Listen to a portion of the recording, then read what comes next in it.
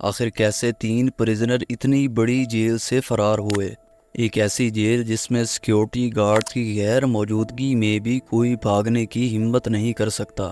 جی ہاں دوستو، ہم بات کر رہے ہیں الکاٹریز اسکیپ کی۔ یہ ایک ایسا کیس ہے جو نہ صرف آج تک الجھا ہوا ہے بلکہ ایک مسٹری بن چکا ہے۔ جون 1962 کو 3 پریزنر سیکیورٹی گارڈز کو دھوکہ دے کر بھاگنے میں کامیاب ہو گئے۔ الکاٹریز ایک آئی لینڈ پر موجود ہے جس میں بہت ہی سخت سیکیورٹی ہوتی تھی۔ 11 جون کی رات کو تینوں نے اپنے بیڈز پر ڈمی ہیڈز رکھے جو کہ انہوں نے ریت، مٹی اور صابن سے ملا کر بنائے تھے۔ ایک ڈمی کسی وجہ سے ٹوٹ گیا تھا جو آپ فوٹو میں بھی دیکھ سکتے ہیں۔ ڈمی پر لگے بال انہوں نے کٹنگ ایریا سے اٹھائے تھے۔ جیل کی مین بلڈنگ سے وینٹیلیشن نالیوں کے ذریعے اوپر آئے اور پھر وہاں سے دریا کے کنارے پر پہنچے اور وہاں سے غائب ہو گئے، جس کے بعد ان کا کوئی بھی پتہ نہیں چلا۔ ان کا ایک چوتھا ساتھی بھاگنے میں ناکام رہا۔ ایف بی آئی کے ساتھ 2 اور فورسز نے مل کر پورے آئی لینڈ کو چھان مارا، لیکن ان 3 پریزنرز کا کوئی بھی پتہ نہیں چلا۔ اب یہ اسکیپ ایک مسٹری بن چکا تھا۔ آخر ان 3 پریزنرز کے ہاتھ کیا لگا تھا جس کی مدد سے یہ بھاگنے میں کامیاب ہو گئے؟ یہ پریزنرز پہلے جارجیا کی جیل میں تھے۔ وہاں سے یہ ایک دوسرے کو جانتے تھے۔ الکاٹریز کی جیل میں یہ الگ الگ بلاک میں تھے۔ ان چاروں کی پوری کوشش تھی کہ یہ کسی نہ کسی طرح بلاک بی میں شفٹ ہو جائیں۔ ان کو پوری امید تھی کہ یہ بلاک بی سے نکلنے میں کامیاب ہو جائیں گے۔ بہت دنوں بعد ان کی کوشش رنگ لائی اور یہ چاروں بلاک بی میں شفٹ ہونے میں کامیاب ہو گئے۔ اب انہوں نے جیل سے بھاگنے کا پلان شروع کر دیا۔ اس کے بعد 6 ماہ تک انہوں نے گراؤنڈز میں پائے جانے والے ضائع شدہ آرے کے بلیڈ، میس ہال سے لوہے کے چمچ اور ویکیوم کلینر کی موٹر سے تیار کیے ایک الیکٹرک ڈرل کی مدد سے انہوں نے اپنے سنک کے نیچے سوراخ کرنا شروع کر دیا۔ سوراخ کو چھپانے کے لیے انہوں نے پینٹ کیے ہوئے بورڈ کا استعمال کیا۔ یہ اپنا کام تب کرتے تھے جب سارے گارڈز اور پریزنرز مل کر پارٹی کیا کرتے تھے۔ ان کی ڈرل کا شور میوزک کی وجہ سے سنائی ہی نہیں دیتا تھا۔ سوراخ اتنا بڑا ہو چکا تھا کہ اب یہ اس میں سے آسانی سے گزر سکتے تھے۔ یہ سیل کے پیچھے نالیوں کی مدد سے بلاک کے ٹاپ پر چڑھ گئے جہاں ان کی خفیہ ورک شاپ تھی۔ 50 سے زائد رین کوٹس تھے جو کہ جیلر کی طرف سے ہی دیے گئے تھے۔ ان کوٹس کی مدد سے انہوں نے انفلیٹیبل رافٹ بھی پہلے سے تیار کیا ہوا تھا۔ ساتھ ساتھ انہوں نے ایسی جیکٹس بھی بنائی ہوئی تھی کہ اگر رافٹ کسی وجہ سے کام نہ بھی کرے تو وہ ان کو تیرنے میں مدد کریں۔ ان میں سے ان کا ایک ساتھی اپنے بنائے گئے سوراخ سے نکلنے میں ناکام رہا۔ اس کا سیکیورٹی گارڈز کو بھی علم ہو گیا تھا۔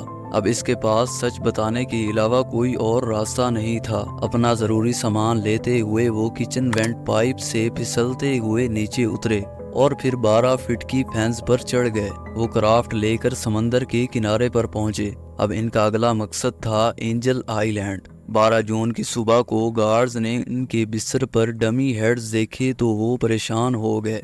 اگلے 10 دنوں تک ایف بی آئی اور گارڈز نے مل کر پورے آئی لینڈ کو چیک کیا، لیکن ان کا کہیں سے بھی کوئی ثبوت نہیں ملا۔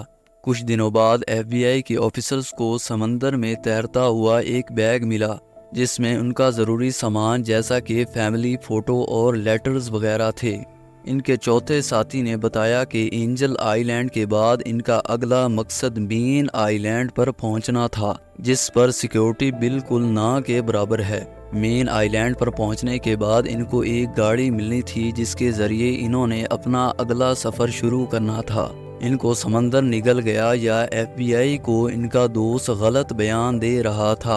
ورک شاپ سے لیے گئے ایویڈنس اور پائپ سے لیے گئے فٹ پرنٹ سے یہ تو کنفرم ہو گیا تھا کہ ان کا دوست سچ بول رہا ہے۔ اگلے کچھ دنوں تک آفیسرز کو سمندر میں تیرتا ہوا ایک لکڑی کا پیڈل ملا جو کہ رافٹ چلانے کے لیے استعمال کیا گیا تھا۔ اگر وہ مر بھی گئے تھے تو کم از کم ان کی باڈی تو سمندر سے مل جاتی۔ ایک تھیوری یہ بھی ہے کہ وہ سوئمنگ کرتے ہوئے مین لینڈ تک پہنچ گئے ہوں گے۔ ایف بی آئی نے اس کیس کے بعد اینگلن کی فیملی پر خفیہ نظر رکھی ہوئی تھی۔ ڈیوڈ نے ایف بی آئی کو بتایا کہ جان اور کلیرنس کے بڑے بھائی رابرٹ نے اپنی موت سے پہلے اپنی فیملی کو بتایا کہ ان کے بھائی صحیح سلامت ہیں اور وہ ان کے کانٹیکٹ میں ہیں۔ رابرٹ کی موت پر عجیب و غریب میک اپ کیے ہوئے 2 آدمی بھی آئے ہوئے تھے، کیا پتہ وہ اس کے دونوں چھوٹے بھائی ہی تھے جو بھیس بدل کر آئے تھے۔ رابرٹ کی موت کے بعد یہ دونوں بہت ہی کم نظر آئے۔ اسکیپ کے بعد کسی نے اینگلن برادرز کو ایک کلب میں دیکھا اور اس نے ان کی فوٹو بھی بنائی تھی۔ یو ایس مارشل انویسٹیگیٹر کا ماننا تھا کہ ان کی ایج اینگلن برادرز سے میچ نہیں کرتی۔ یہ آخری بار تھا جب ان کے زندہ ہونے کی خبر ملی تھی، اس کے بعد ان کا کوئی بھی پتہ نہیں چلا۔ اسکیپ کے 1 سال بعد ہی الکاٹریز کو بند کر دیا گیا۔ اس کے بعد FBI نے بھی اس کیس سے اپنے ہاتھ کھڑے کر دیے۔